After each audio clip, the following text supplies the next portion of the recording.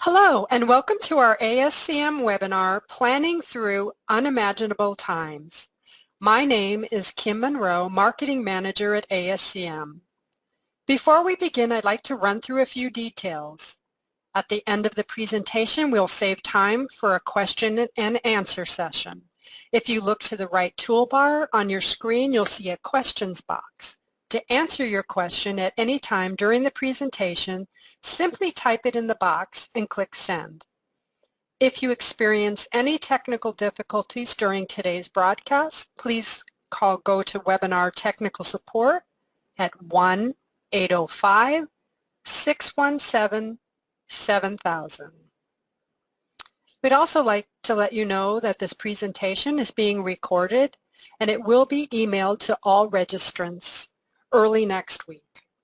And now it's my pleasure to introduce our moderator for today. Elizabeth Rennie is Senior Manager of Publications and Editor-in-Chief of SCM Now magazine for the Association of Supply Chain Management, ASCM. She sets the direction of ASCM's digital and print content, ensuring it delivers value to readers across industries, locations, and job functions. Beth also heads up the ASCM Awards of Excellence, the premier international supply chain awards program. Welcome, Beth. Thank you so much, Kim. I'm very happy to be here today with our two presenters. The first is Brian David Johnson, who is futurist in residence at Arizona State University's Center for Science and the Imagination. He's also a professor in the School for the Future of Innovation in Society and director of the ASU Threatcasting Lab. Brian David works with governments, trade organizations, startups, and multinational corporations to help envision their future and specify actionable steps needed to get there. I'm also joined by Anthony Zampello, CPIM, CIRM, CSCP, who is a consultant, educator, and trainer, as well as a member of the adjunct faculty at Bentley University. He has spent more than 30 years working in diverse industries and markets and managing a wide range of initiatives, including S&OP, enterprise resources planning, system implementations, and lead time reductions. Tony is an expert in certification exam preparation and works with Apex chapters to conduct training sessions for major corporate accounts. So let's jump right in. I'd like to start with Brian David. Politico recently ran an article, and this was last October, and it describes how it predicts a pandemic eerily similar to what we are experiencing today. The Johns Hopkins Center for Health Security has also published a similar scenario in the past, and unfortunately these warnings were largely ignored. So I'm curious, when you do threat casting and you identify a threat such as a global pandemic, even if it's only among a vast range of potential future realities, how can you then prompt meaningful action by government?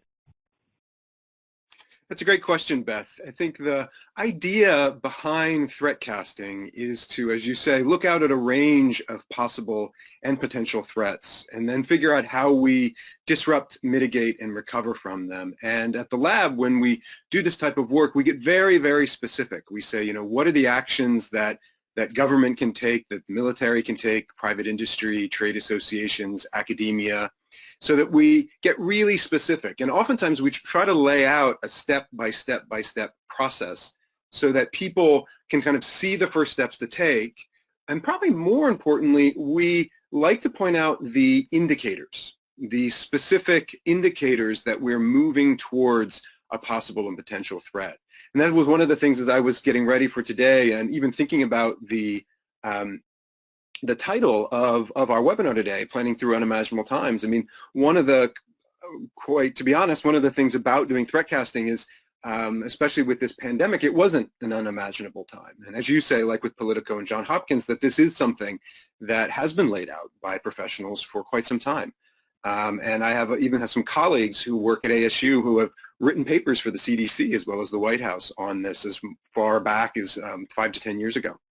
And so I think the way to kind of get and prompt government to take action is kind of how we get everybody to take action is we start to socialize these threats. We show them to people in a way that doesn't disempower them. I think this is one of the things that is really dangerous when we find ourselves in these sorts of situations where they are quite dire, and we know that they're dire, both from a from a population standpoint, from an economic standpoint, from a cultural and political standpoint, but to not disempower people to say that there's nothing you can do. That's one of the things that we try to do, and how we try to prompt people is to say, well, here are the steps that you can start to take today to prepare. And I think that's what we can do very specifically for government. You know, we can embody it in industry, we can embody it in our trade associations, in academia, and what we do as individuals, and then we can hold government accountable to say, well, here's some steps that we need to take. And these aren't big steps like fix pandemic, or a huge step like you know, doing something on a global level. Oftentimes it can be very small. And when I've been implementing this and working with organizations, it's really those small steps that get people kind of limbered up to start taking those bigger steps and taking those bigger steps, so they don't feel like they've been caught flat-footed. Interesting. All right, Tony, the coronavirus has revealed the unfortunate fact that our globalized supply chain is really surprisingly fragile in many ways. One of the things that we're learning is that stockpiling is no longer enough. Rather, companies that were producing and sourcing locally were better positioned. Do you think that more localized supply chains are the future? And if so, what does that mean for people in your profession of demand planning and forecasting? Good question. One of the things that we constantly think about is the length of our supply chain. And we've seen a lot of articles lately about the bullwhip effect and what it has on our supply chain. If we really think of our full supply chain, and I'm going to exaggerate a minute and say it's from Earth all the way back into the Earth, then you start to realize how far back it goes. And the shorter the supply chain, the quicker you can react to what is actually happening today, especially when it's something that you were not prepared for, that you had no idea was coming at you. As companies do sales and operations planning processes, we teach a typical horizon is 18 months into the future. So the first few months are part of your master schedule, but then typically months 4 through 18 are S&OP. And in a typical process, a successful one, on a monthly basis, you're looking at the things that are going to be happening all the way out 18 months into the future. So that's where you can start to consider and question things like the length of your supply chain. And as soon as I say length, that's what gets into local versus far away. So the shorter your supply chain, the more localized it's going to be. One of the values of S&OP is that on a monthly basis, you have the right people in the right room at the same time with the same information in front of them, and you can then have a meaningful discussion on what's going on. So as you do your demand planning, it becomes more and more important to look to the future and to leading indicators and a bit to the past, but not so much, so that you can make your supply chain as agile and nimble as possible. Got it. Thank you. All right, Brian David, a minute ago you said it's important that we don't disempower people. Make sure people know that they can still act, they can do something. I've been thinking how unprecedented it is to have so many people all over the world at the same time working from home, and there are obviously some challenges when it comes to empowering them in this new place. Then you have the speed at which this shift happened, which makes the situation even more remarkable. I'm wondering, does your threatcasting work support a future scenario in which companies permanently restructure to enable these remote processes, communication, socialization, coordination? And if so, what advice can you share? Well, I think that's one of the kind of most important things when it comes to thinking about the workforce and what the workforce of the future looks like. And that the most important thing is to understand that we are in a new normal. When you have these global shocks, when you have these things happen, we experience a period of destabilization.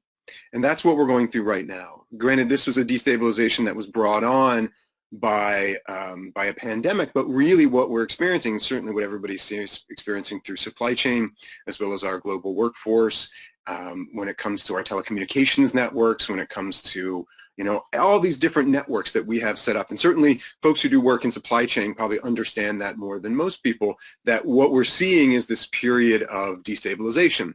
And you're right to point out that this shift to a new normal happened very quickly. So we got destabilized inordinately quickly. And this is the one, it's that shock of kind of going through it and kind of understanding it. I think my advice to people is to, number one, understand that what you're going through is destabilization, and it is very hard. And there's a lot of short-term work that certainly needs to be done just to get stabilized once again, and then start to realize and understand what that new normal looks like. I think with many people, as I've been talking to sort of my students and the people I advise and the people who I do work with, is to tell them that we're never going to go back to December 2019. And we've experienced this before. Certainly when 9/11 happened, we aren't going to go back to, December 2000. That we do have these big shifts, but to understand that we then normalize to them. A great example that I've used to people is if I back in December of 2000 had told you that you were going to have to take off your shoes to get on a plane, you would tell me I was crazy, and that was dumb. Well, we live in a new normal now, and we've actually normalized to that. Not only do we do it, we complain about it. It's something that it's just become a part of our lives. So we do need to remember that human beings are very adaptable, and we do get back to a new normal. So I think that's sort of I'm an optimist because I do believe that we have the ability to build and shape our future and to understand that. And then secondly, I think to realize that in this moment of destabilization, that there's a lot of things we don't know, and that's why we're so destabilized. Again, to use a historical reference back to 9/11, there was lots of conversations about the future of work and that nobody would work in a high-rise ever again, that people wouldn't work in large buildings, and that we wouldn't be building large buildings anymore. Well, of course, we didn't see that happen. You can understand in the moment why people thought that with such a terrible tragedy. But we also, that's why I give people the advice to go slowly and to take caution. But I would also look at examining this as an opportunity. So as we find ourselves with our workforces in this new normal, number one is to look at the weakness in our systems, the weakness in our companies, the weakness in our industries, the weakness in our infrastructure, and understand, okay, where that could be shored up in this new normal. It's actually it's a benefit to be able to go through this, is to look at it in that way. How can you see the weaknesses in your systems that have been destabilized so that as we do start to come back, you're already pre-thinking how you can harden and bring more resiliency into it. And then the second is an opportunity to start to see with our new workforce, if this is how we're working. We certainly know that we're not all going to be working from our homes, 1, 2, 5, 10 years from now. That we do know that people like people. There are reasons for us to get together. We're already seeing people, there are certain industries where that's just impossible. So we do know that there will be a shift out of this new normal, to understand it won't be everybody on lockdown. And then starting to think about, well, how do you take advantage of it? Again, when do people need to travel? When do they not need to travel? How can it be more efficient when it comes to office space? How can it be more efficient when it comes to your HR systems, as well as to your infrastructure and your business systems and how you do business? For myself, I'm constantly curious and constantly learning and constantly looking at data. That's one of the things, the advice that I would give to people, Beth, is to really take this time, number one, to take care of business, certainly, but also one of the things that business leaders don't have enough time to do is reflection. This is one of the things that I have a lot of work with the United States military, specifically the Air Force, on, is they work on this notion of reflection, that in the middle of a deployment, in the middle of a crisis, very rarely do leaders get a moment to take a moment and step back and reflect. And what I mean by that, I don't mean days, I mean a few minutes, half an hour, to give yourself the moment and the time to step back and look at these points of destabilization and think about what they might mean. And I think in that way you can use this as an opportunity to learn and to lead. All right, Tony, Brian David just said this is the time to be pre-thinking, which I thought was interesting, having to do with seeing your weaknesses and, moving slowly. But obviously to survive this pandemic, first supply chain organizations must assess their major sources of vulnerability, but then they do need to take calculated actions. And this must be done now because we're seeing every day that reactive approaches are just creating even more volatility. So I'm wondering, what role does the S&OP process have in implementing effective risk management and response strategies? I'm glad to hear you put the risk management and S&OP inside the same sentence, inside the same question. Because one of the things that happens in S&OP as you get up into that final executive review at the end of each month is to look at what's going on in the future. Again, as we look at things like demand, because our businesses are demand driven, we then have to look at, well, where is this demand coming from? What might affect it either higher or lower? And we have to, in an S&OP process, look more toward the market as opposed to the current customers we have. I've worked in companies that have very fluid products where 80% of the products are brand new every year, so you can't look at your product's history and predict the future. I've worked at companies where the customers come and go, so trying to use your history with your customer to predict the future is going to be an iffy proposition. So what we want to do is look at the market where our customers exist. And then in that S&OP process, you can then come up with the different scenarios that might occur within the next 18 months and look at them again with the right people in the right room and start to evaluate the risk management part of it. You know, how probable is it that this would happen?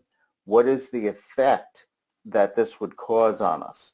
If we have something that is not very probable but will have a major effect on us, we need to have some kind of idea, a reflection, as Brian was just saying, to reflect now as to what might we do about that kind of thing.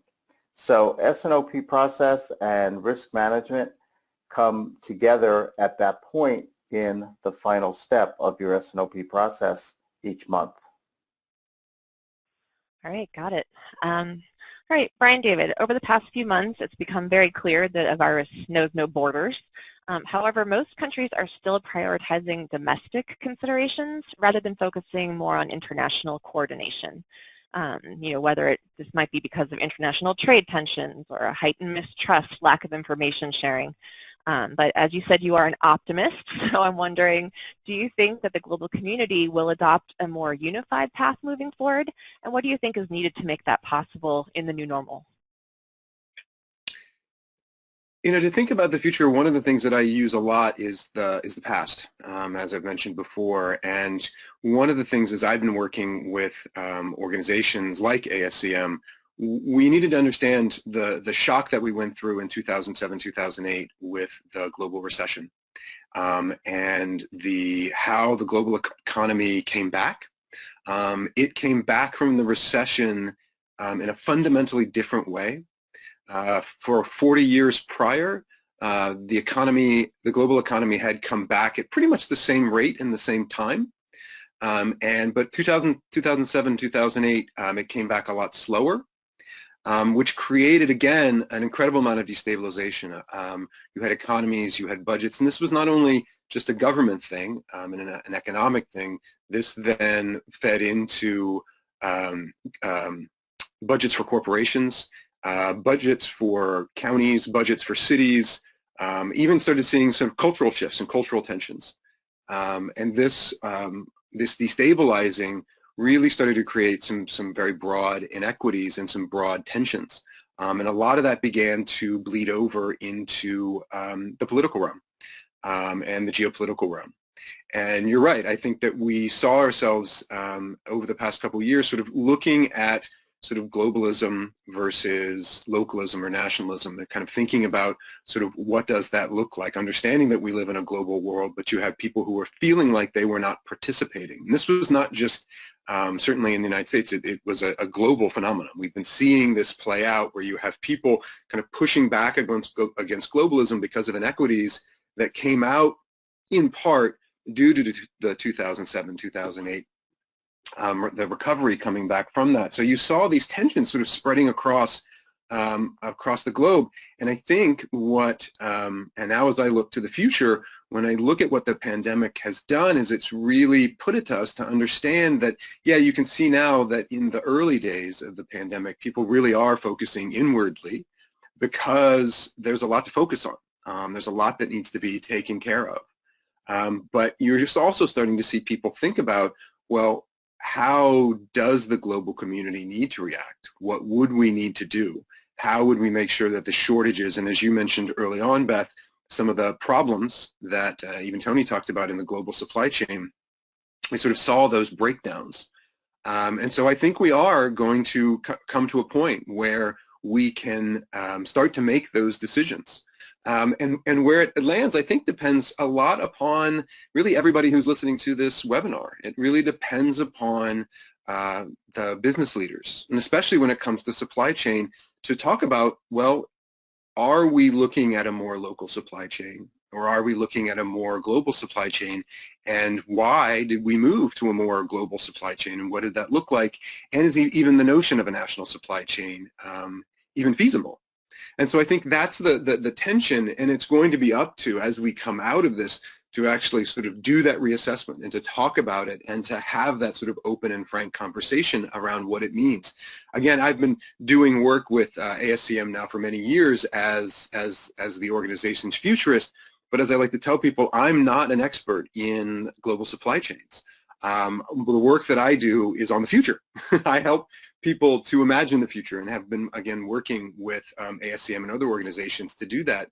And so I put it to them, and I put it to everybody who's listening, and will be doing the work of rebuilding our global supply chains and rebuilding business as we come out on the other side of this shock. And a lot of it is really going to depend upon the actions that we take. All right, and as we do work to rebuild after this disruption, a lot of supply chain organizations are choosing to explore digital tools. These help reduce vulnerability, enhance speed and accuracy, help people coordinate. Digitizing also builds and reinforces a single version of truth, which is something very important to the S&OP process. So Tony, how can S&OP be advanced with digital tools to become even more powerful and to really help supply chains identify and recover from future threats, especially those that seem unimaginable? That's a very interesting question, and one that there's still a lot of work that has to be done to really understand it. As we move further and further, we've got to realize that we can't just keep doing the same things we've been doing and expect different and better results. And so we have to constantly look towards the future and how we can improve our process. What we really want to do in S&OP is to get the grunt work out of it so we can spend more time analyzing and thinking about, well, what could we do, and come up with more varied scenarios about, hey, if this happens, we go in this direction. But if that doesn't happen, but something else does, where do we go from there? So I'd be looking for what kind of digital tools can help us. You know, we've got a lot of things going on with artificial intelligence, we've got blockchain, we've got lots of different ways to now accumulate and collect data. And, you know, the good news and the bad news is there's plenty of data out there.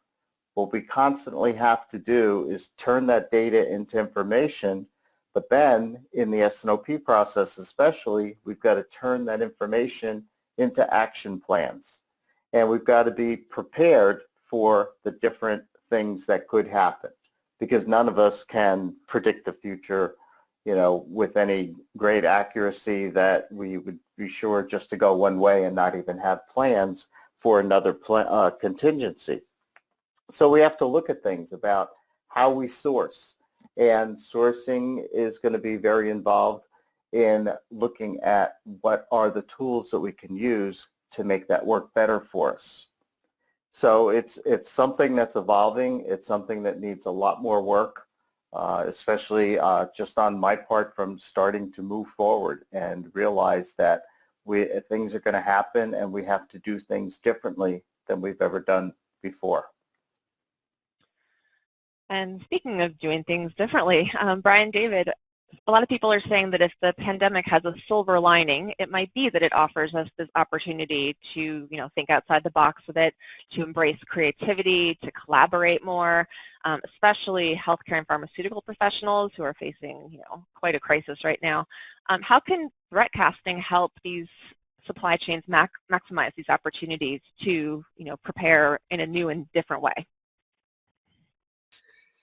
Beth, that's a good point. What threatcasting does, as I mentioned at the top of the webinar, was that it allows organizations to look out and model possible and potential threats. And as Tony mentioned, we can't predict the future, and that's not what threatcasting is looking to do. We're not predicting the future. What I tell my students, it's not our job to predict. It's not to be right. It's to get it right. Is to come up with the different ranges of possible and potential futures, and then to figure out what are the actions we can take, again, today, tomorrow, to kind of prepare for it. And I take a moment to kind of step back here and talk about the pandemic, and not to make light of the pandemic at all, which I would never do. But one of the things about it is that, as you mentioned, Beth, earlier, that people have been talking about the pandemic for a while. Much like people have been talking about, earthquakes and wildfires on the West Coast, and hurricanes in Florida, and tornadoes in Tornado Alley. Again, things that we know are going to happen. We don't know when, but we do know that they're going to happen.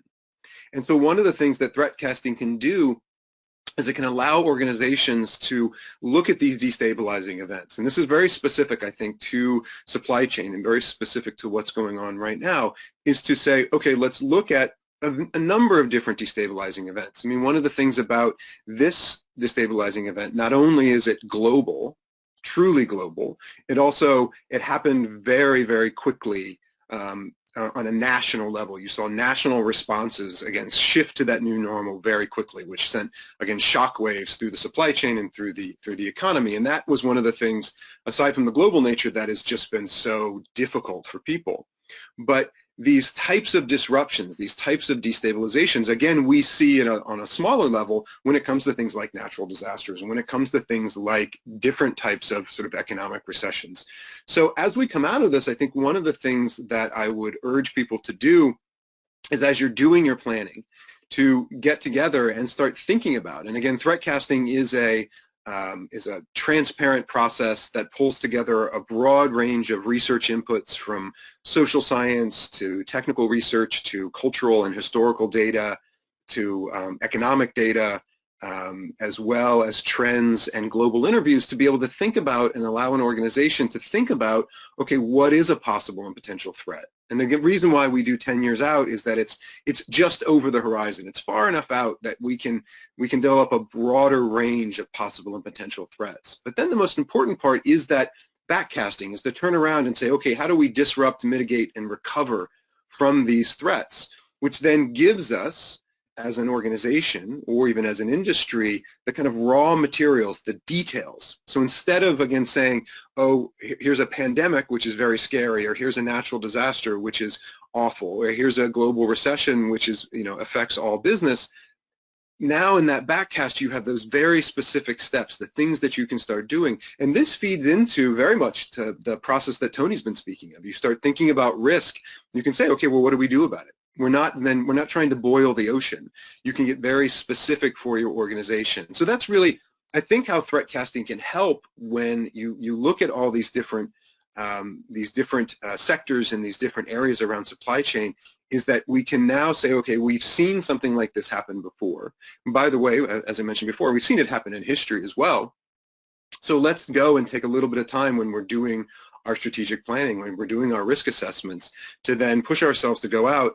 And I can tell you, one of the things that allows then you to do as an organization is to go then talk to other organizations, to say, okay, we realize that we can't do this all by ourselves, right? We know, everybody knows in supply chain that it's always a whole of industry, a whole of supply chain, a whole of nation, and oftentimes a whole of world problem. And so it shows you not only what you can do as an industry, but also what you need other people to do. So it provides a way for you to then be able to talk to other people and create that means of collaboration. So it's not just saying we need to think about the future, embrace that creativity, but now you inside your organization can say, okay, now we've thought about this, let's go talk to the people we need to talk to. Let's go collaborate with those people. Because oftentimes it's not about spending money. It's about taking a little bit of time, and certainly people's time is money, but taking a little bit of time internally, thinking about these disruptions and these threats, and then figuring out who are the other people you need to talk to, so that when you start seeing those early indicators in the language of threat casting, that we call those flags, those are external indicators that you have something that you can pull off the shelf. You've already talked to the people who you know that you need to start talking to, and you've already started enacting those plans. And I think that's one of the things that these disruptions can really start to teach us and remind us that we will have another disruption like this. It may not come from a pandemic. It may come from something else. We know that certainly it will come from natural disasters. We know that certainly it will come from, you know, shifts in the things going on in the world. So again, it kind of provides a way for us from that silver lining to then be able to kind of collaborate and start to have a plan before we need it. All right. Thank you very much, Brian David. And we have one more final question before I hand it back to Kim for the Q&A. Tony, actually, I kind of want to ask the same question to you that I just asked Brian David, so you can offer a more purely supply chain perspective. As we mentioned, disasters are, you know, fertile ground for the possibility of invention. You know, some of the demand shocks we're experiencing will lead some companies to experiment with alternatives. They'll innovate, they'll become safer, they'll, you know, use creativity again. So what are some possible advantages that you think supply chain professionals should be focusing on right now to make the most of this opportunity? One of the comments that Brian just made was an excellent point about the supply chain, in that the supply chains are now more horizontal than they've ever been before. Way back when, they used to be vertical, where a company did everything from top to bottom, including growing the rubber trees down in South America to make tires for their cars. Now everybody gets in and zeroes in on their core competency. So one of the things that we all have to take advantage of is the fact that there are different parts of our supply chain. Some of them are companies that are local to us. Some of them are companies that are around the world. But each company zeroes in on what they are going to be good at, what is their core competency to make them be able to provide value to their customers. So when we start to think about pandemics and natural disasters and things like that, we really can gain a lot of advantage and a lot of strength by dealing with our partners in the supply chain.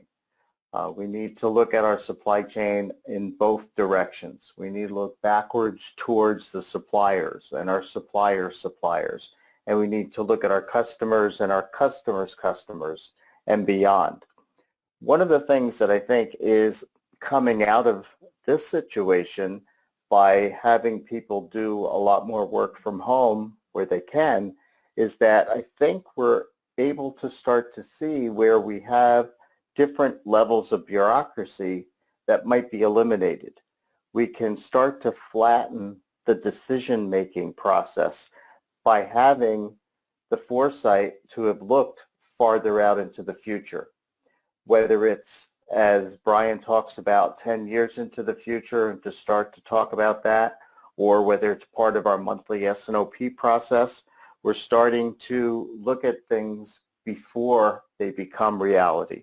We are then be able to think about them and have reflection. Another good word that I've gotten out of today's webinar is really take the time to reflect on things that might happen out there and what would we do, so that when and if they do happen, we're able to then jump right in and not just have knee-jerk reactions to get ourselves back up to where we were and beyond.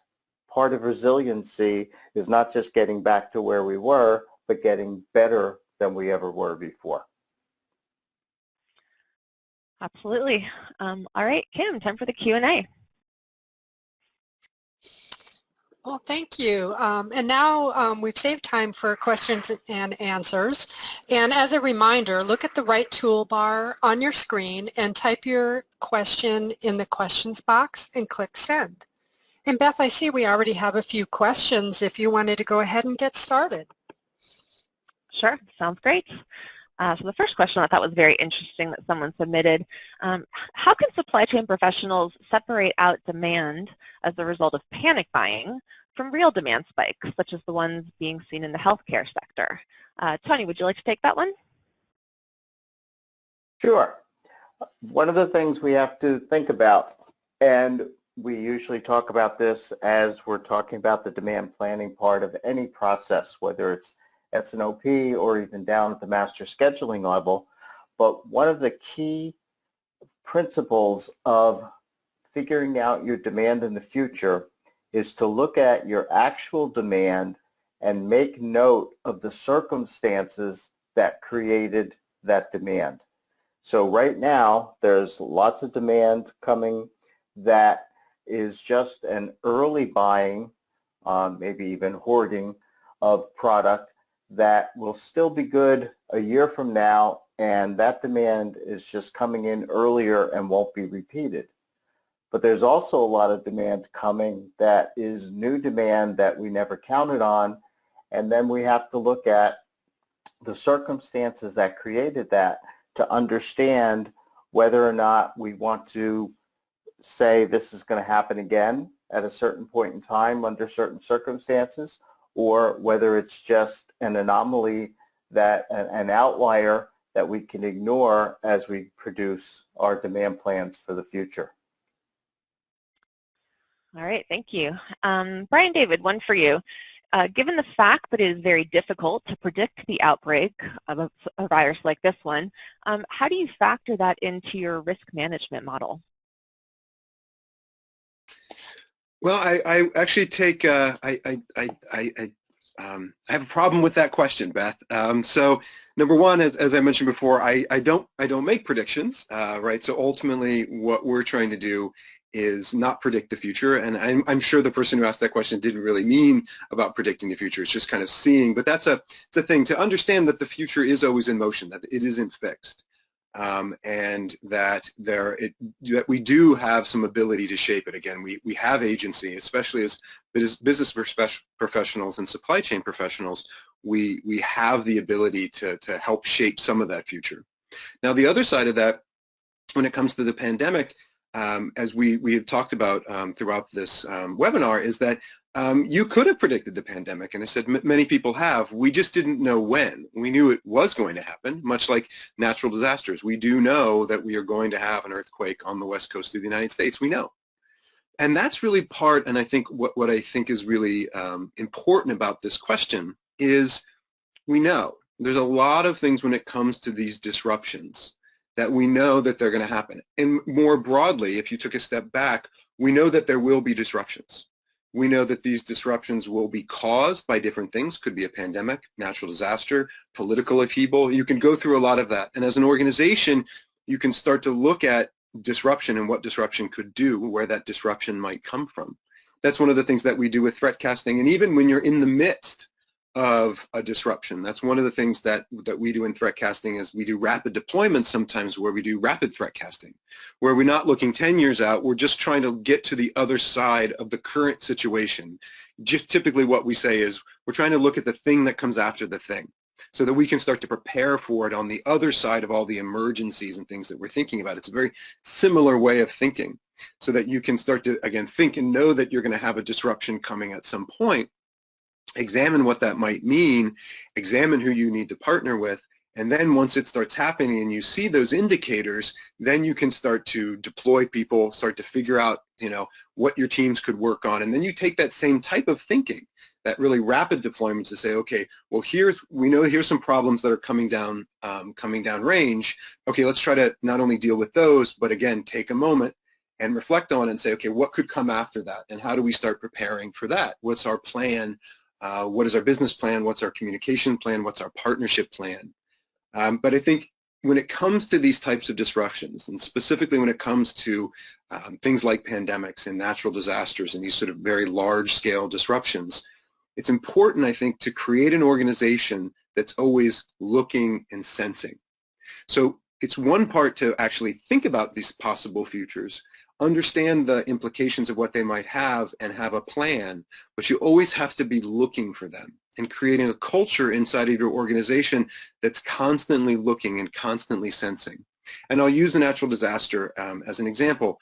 You know, you don't respond to an earthquake on the west coast of the United States a month before it happens.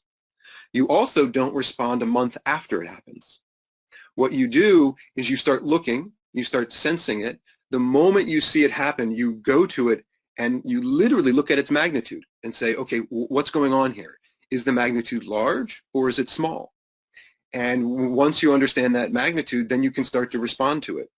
And now that you've done the pre-thinking, you have the ability to start then taking actions. Again, putting those plans into place and starting to make the changes in your organization and the changes in the broader industry that you need to happen.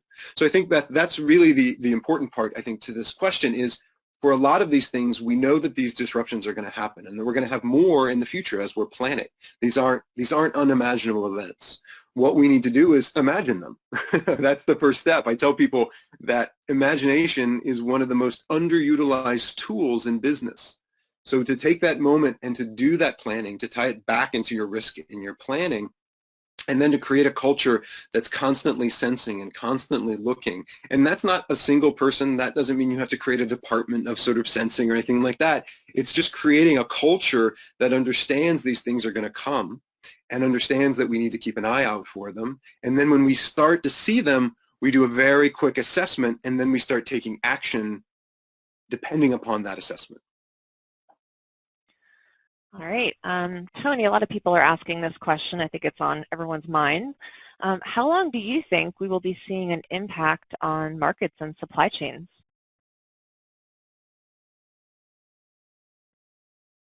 That's a loaded question.